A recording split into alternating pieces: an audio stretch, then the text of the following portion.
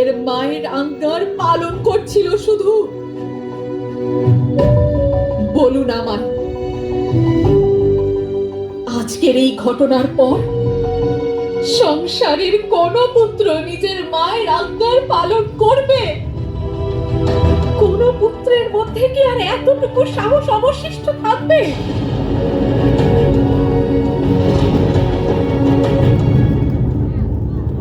নিজের এই কৃতকর্মের জন্য দেবতাদের অবশ্যই শাস্তি পেতে হবে। আমি আমার পুত্র ফিরে পেতে চাই। আপনি তো ঈশ্বর মহাদেব, আমার পুত্রকে ফিরিয়ে দিন আমার।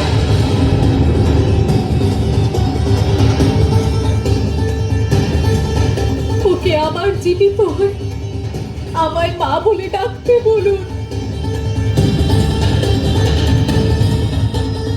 কিছু করুন মহাদেব, কিছু করুন।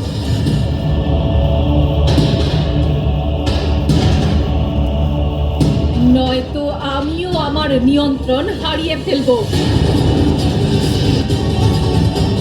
তাহলে সবকিছু নষ্ট হয়ে যাবে। যদি আমার পুত্র জীবিত হতে না পারে, তাহলে সংসারে আর কিচ্ছু জীবিত রইবে না। এমনই বিনাশ লীলা সৃষ্টি করব আমি।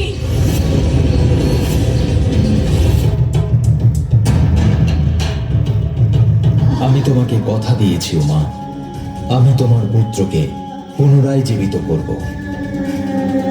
সেই জন্য বিশ্বাস রাখো, যা হবে ভালোই হবে।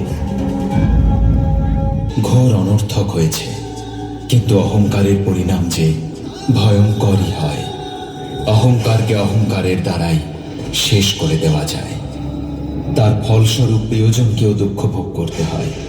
সেই নবজাতকের মস্তক নিয়ে আসবেন যে দক্ষিণ দিকে মাথা করে শুয়ে আছে। কত সুন্দর দেখতে!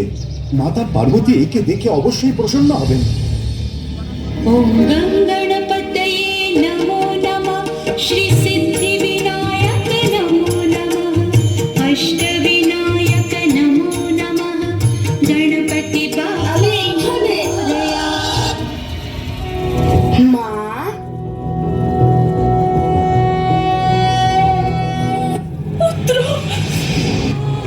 প্রভু, এই রূপ নিয়ে কিভাবে আমার পুত্র গণেশ দেবলোকে পূজিত হবে?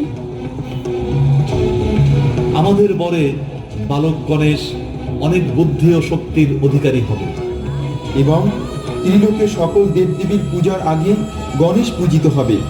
আজ থেকে ওর নাম হবে সিদ্ধিদাতা গণেশ।